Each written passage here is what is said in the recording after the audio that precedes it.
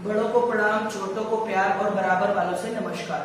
मैं रजत पांडे आज अपने इस YouTube चैनल इंटरव्यू विद रजत पांडे के पहले एपिसोड में, पहले इस वीडियो में और आज के साक्षात्कार के लिए मैं अब आमंत्रित करना चाहूंगा, बुलाना चाहूंगा श्रीमान आशीष पाल सर जी को। सर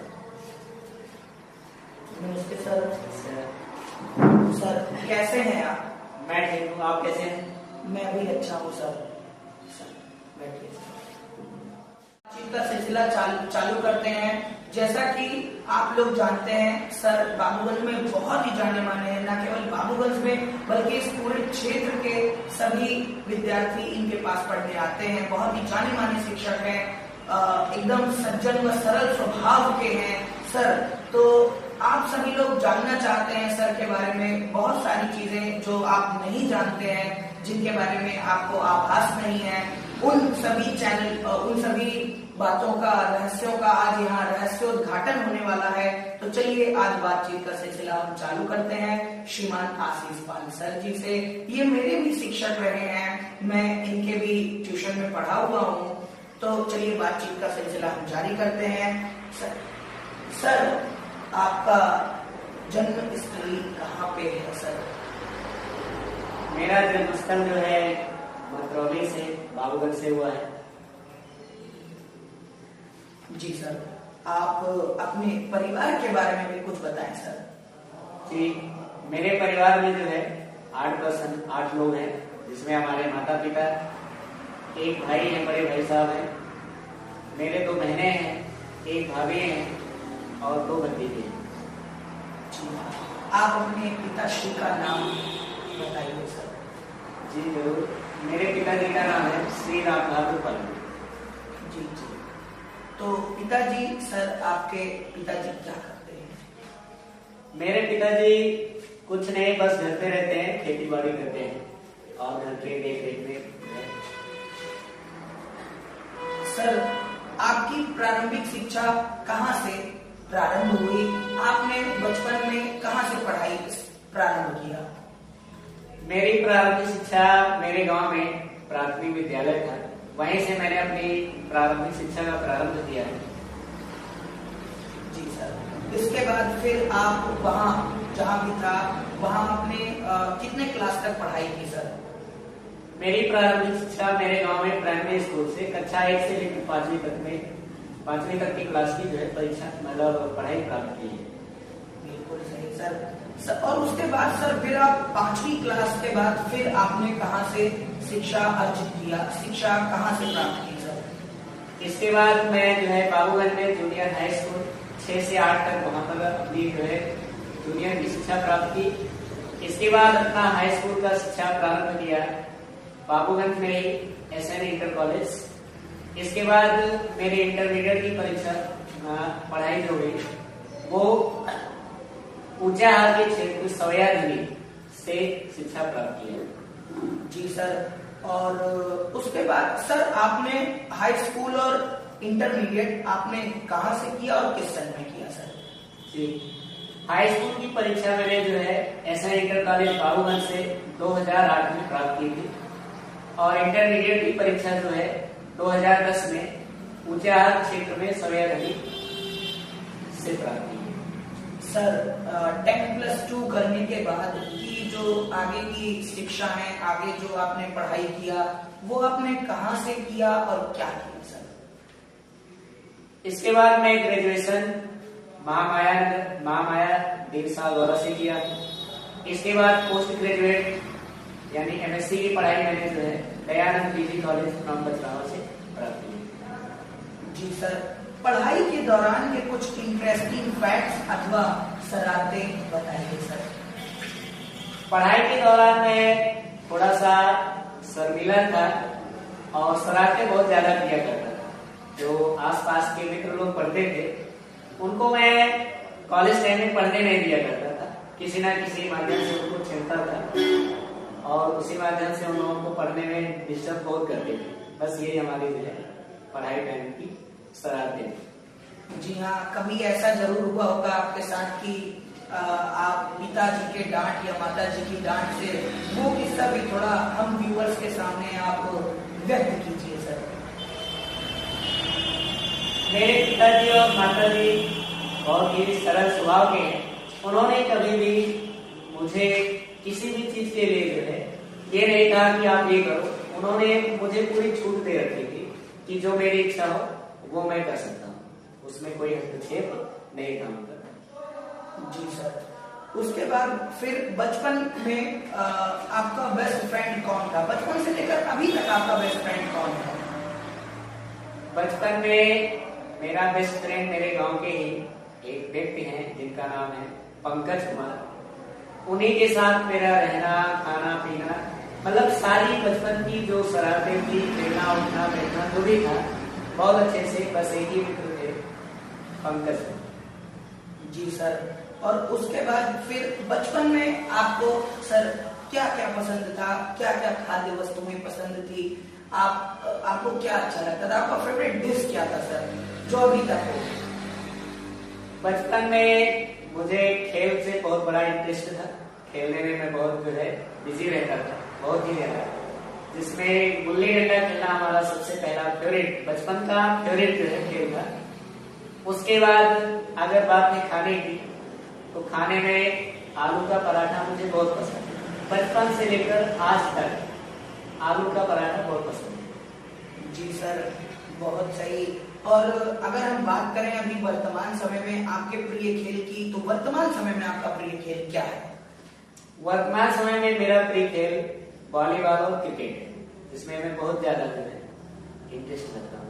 जी सर, आपने इतने सारे खेल होने के बावजूद भी वॉलीबॉल और क्रिकेट ही क्यों चुना, अन्य खेलों को क्यों नहीं चुना? अब इसके बारे में क्या बताएं, जो है बस मन लग गया है इन्हीं दो खेलों में, बस इसीलिए जो है ये फेवरेट खेल हो गए।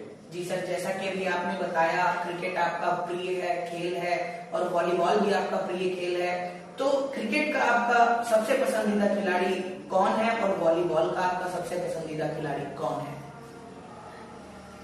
वैसे तो वॉलीबॉल खेलना मैं देखा तो नहीं हूँ, बस कुछ लोगों के साथ खेलते खेलते उसके प्रति इंटरेस्ट बढ़ गया है, इसलिए खिलाड़ी के बारे में तो नहीं बता सकते। बाकी रही क्रिकेट की बात, तो क्रिकेट बहुत ज्यादा समय से नहीं, बस 8-10 साल से ही मुझे अच्छे से पसंद हो गया है, इसी के प्रति इंटरेस्ट हो गया। तो क्रिकेट में मैं महेंद्र सिंह धोनी की बैटिंग को देखकर उसके प्रति ज्यादा आकर्षित हो गया और उसी से हमारा जो है क्रिकेट के प्रति इंटरेस्ट हो गया। आप आईपीएल देखते हैं? जी हाँ। आपकी आईपीएल में सबसे ज्यादा पसंदीदा टीम कौन सी है? आईपीएल में मेरा जो पसंदीदा टीम है वो है आरसीबी। जी, आप आरसीबी को ही क्यों पसंद करते हैं, जबकि आपने तो बताया कि आपका प्रिय खिलाड़ी महेंद्र सिंह धोनी है? जी वो तो ठीक है, दरअसल खेल की रुचि तो उनसे प्राप्त हुई, लेकिन जो हमारे पसंदीदा खिलाड़ी हैं वो विराट कोहली जी हैं, उनकी बैटिंग देखना मुझे बहुत अच्छा लगता है। ऐसा क्या है जिसने आपका ध्यान धोनी की तरफ खींचा? धोनी को आप दुनिया से क्यों अलग देखते हैं? उनमें ऐसी कौन सी विशेषताएं हैं? वैसे तो उनमें बहुत सी विशेषताएं हैं जिनका बखान नहीं किया जा सकता, जिनके बारे में नहीं बताया जा सकता, लेकिन ऐसी कौन सी चीज जिसने आपको उनकी तरफ आकर्षित किया? जी उनका जो है एक तो टैलेंट, प्लस वो एक सरल साधारण स्वभाव के हैं और हमेशा खेल के वक्त जो है बहुत ही शांत पूर्वक अपना जो है टीम को मैनेज करते हैं और यही सारी चीजें उनके अंदर की खूबियां भी पसंद आती है। जी बिल्कुल सही सर। और इसके अलावा आपका पसंदीदा गीत कौन सा है सर? हम इस चैनल के माध्यम से अपने व्यूअर्स को बताना चाहेंगे, सर आपका पसंदीदा गीत कौन सा है?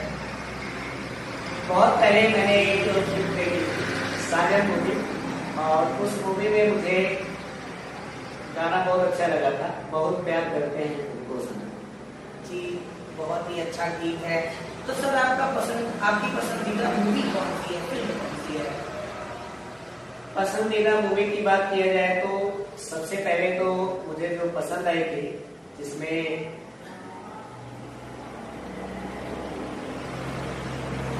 मूवी का नाम याद नहीं आ रहा है। चलिए ठीक है, कोई बात नहीं। सर आपने किया और कहाँ से आपने अध्यापन कार्य, किस विद्यालय से आपने अध्यापन कार्य प्रारंभ किया, फिर बाद में आप कहाँ कहाँ अध्यापन कार्य करवाए? जी, मैं पढ़ाना 2012 से स्टार्ट किया था। मैंने जिस विद्यालय से पढ़ाना स्टार्ट किया उस विद्यालय का नाम माँ तुलसी शिक्षा निकेतन। इसके बाद मैं जो है रामगति शिक्षा सदन में पढ़ाया। इसके बाद डॉक्टर भीमराव अम्बेडकर सवैयाधरी, जहाँ से मैंने इंटरमीडिएट की परीक्षा ग्रहण की थी, वहाँ पढ़ाया। उसके बाद फिर ऊंचाहार में कौशल्या बालिका इंटर कॉलेज, वहाँ पढ़ाया।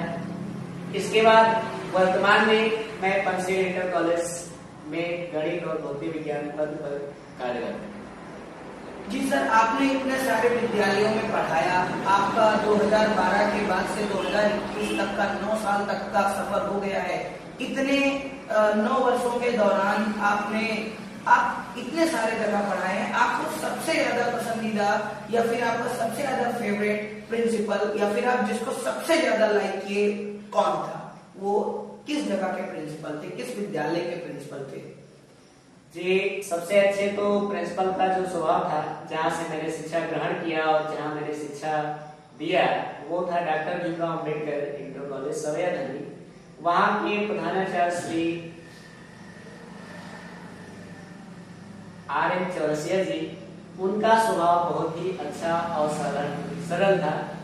वो हमेशा जो है अध्यापक को, उनके प्रति जो है अध्यापक की हमेशा सपोर्ट करते थे। किसी भी प्रकार की प्रताड़ना नहीं करते थे कि आप ये करो, पूरी छूट देते थे कि आप बच्चों को केवल अच्छे से शिक्षा ग्रहण करवाइए। पहले और अब में शिक्षा में और शिक्षा के स्वरूप में कितना अंतर आ गया है सर? इसमें तो बहुत ही अंतर आ गया है। पहले की शिक्षा जो थी उसमें गुरु और शिष्य का जो नाता हुआ करता था वो बहुत ही सराहनीय है, लेकिन अब के समय में जो शिक्षा का माहौल हो गया है वो गुरु और शिष्य के बीच जो होना चाहिए कुछ ही चीज देखने को मिलता है, जिसमें गुरु और शिष्य के बीच के जो संबंध है गुरु और शिष्य की तरह रहते हैं। बाकी तो जब तक स्टूडेंट पढ़ते हैं तब तक तो गुरु गुरु मानते हैं। उसके बाद जब पढ़कर चले जाते हैं तो वो देखकर इग्नोर कर देते हैं। अगर मान लो शिक्षक कोई आता है तो लोग सोचते हैं कि बगल से निकल जाओ, अन्यथा जो है नमस्ते करना पड़ेगा, ऐसा सोचते हैं। जी, आपने बिल्कुल सही कहा। एक और इसके अलावा एक प्राइवेट अध्यापक होने का दर्द भी हम सभी व्यूअर्स से आप, एक प्राइवेट अध्यापक होने का दर्द बहुत गहरा होता है। जी, सही बात है। प्राइवेट अध्यापक जो है मेहनत बहुत करता है। जिस अनुसार वो मेहनत करता है उस अनुसार उसकी मेहनत जो है, जिस अनुसार वो मेहनत करता है वैसे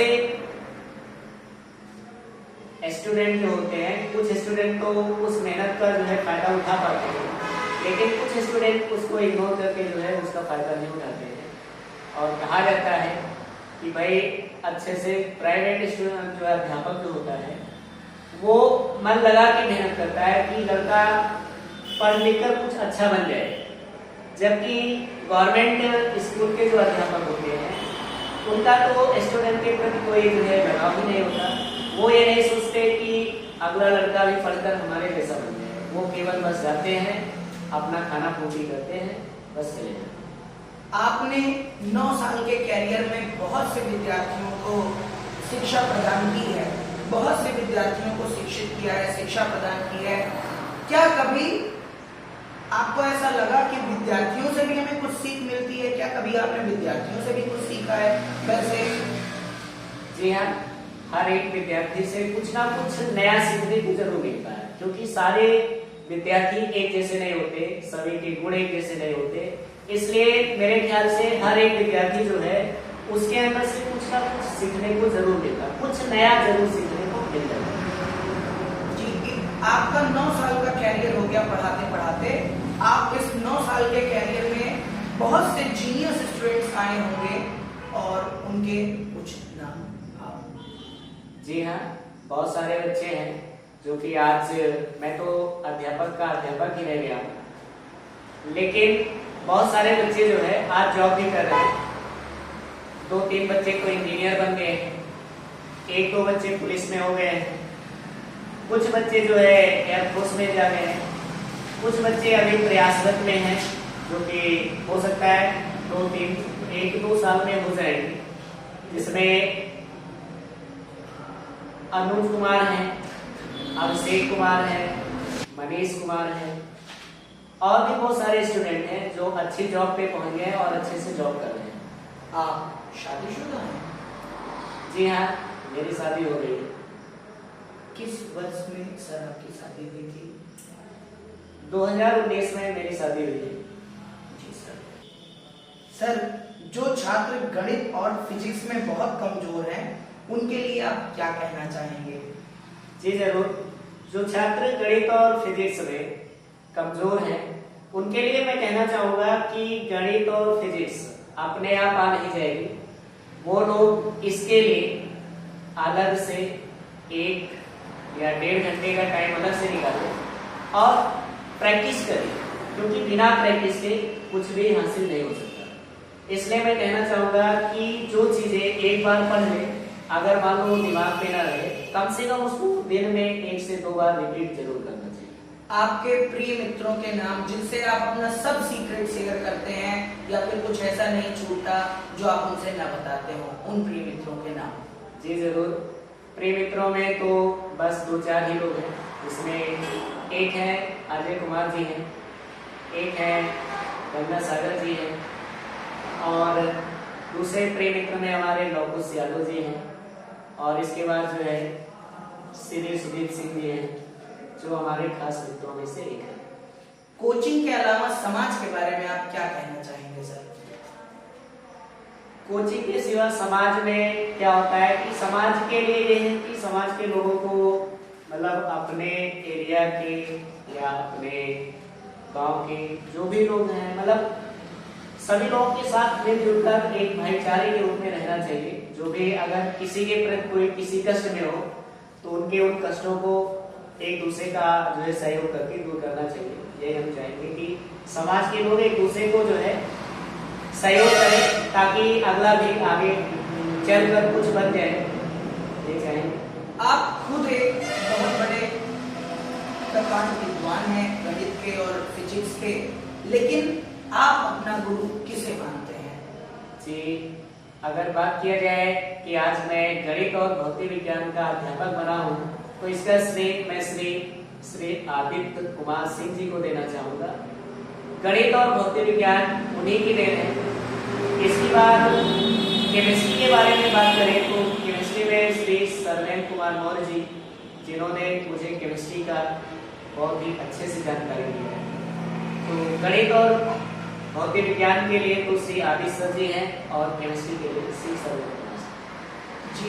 इस चैनल के माध्यम से हमारे व्यूअर्स यदि आपसे बात करना चाहें, यदि आपसे पढ़ना चाहें, तो उनके लिए आप अपना संपर्क सूत्र बता दीजिए सर। जी जरूर। अगर कोई भी व्यूअर्स जो है इस माध्यम से मुझसे संपर्क करना चाहता है तो मेरा मोबाइल नंबर है 9794877674। इस मोबाइल नंबर के जरिए व्हाट्सएप या वॉइस कॉल करके संपर्क कर सकते हैं। जी सर, आप बहुत सी जगह कोचिंग्स पढ़ाते हैं और बहुत से छात्रों को पढ़ाते हैं, आप कैसे मैनेज कर लेते हैं सर? मैनेज कर लिया जाता है कुछ तो विद्यार्थियों के द्वारा। कुछ विद्यार्थी होते हैं जिनको पढ़ने से मतलब होता है, वो टाइम नहीं देते, और कुछ विद्यार्थी होते हैं वो तो 1 घंटा भी मांगते हैं कि हमें 1 घंटा पढ़ाइए, बिना 1 घंटा पढ़ाए मत जाइए। और कुछ स्टूडेंट होते हैं उनको पढ़ने से मतलब होता है, समय से मतलब नहीं। मैनेज कर लिया जाता है किसी ना किसी प्रकार से। आपका फ्यूचर प्लान क्या है सर? वैसे तो पहले तो मेरा फ्यूचर प्लान कुछ और था, लेकिन कुछ विषम परिस्थितियों की वजह से अब मेरा जो फ्यूचर प्लान हो गया है वो मैं एक अच्छा शिक्षक बनना चाह रहा हूँ। जी, और कुछ बचपन में हुए घटनाओं का जिक्र करना चाहेंगे सर आप? घटनाएं बचपन की तो काफी चीजें हैं, लेकिन मेरे ख्याल से मैं उन्हें याद नहीं करना चाहता। तो व्यूअर्स, आज का इंटरव्यू यहीं पे समाप्त होता है और मैं धन्यवाद करना चाहूंगा श्रीमान आशीष पाल सर जी को, जो कि मेरे भी अध्यापक रहे हैं और इन्होंने हमेशा मुझे उचित मार्गदर्शन दिया है अपना एक भाई समझकर। आपको मैं बहुत बहुत धन्यवाद करता हूं सर, आपने अपना बहुमूल्य समय दिया, अपना कीमती समय दिया, इसके लिए मैं आपको कोटि कोटि प्रणाम करता हूं सर। और आज का इंटरव्यू यहीं पे समाप्त होता है। धन्यवाद। तो मित्रों, यदि आपको ये वीडियो पसंद आया हो तो इस चैनल को सब्सक्राइब करना और इस वीडियो को लाइक और कमेंट करना ना भूलें। ज्यादा से ज्यादा लोगों तक शेयर करें।